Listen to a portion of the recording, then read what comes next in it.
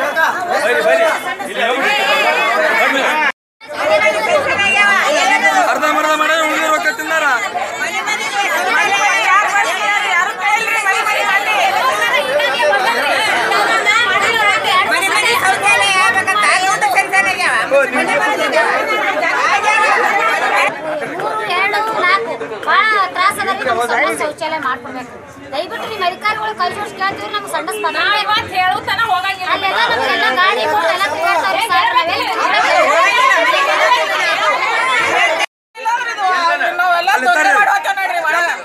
ಅಲ್ಲಲ್ಲ ಕಾನೂನು ಕೈ ತಗೋಬಾರ್ದು ಅದಕ್ಕೆ ಕರ್ತೀನಿ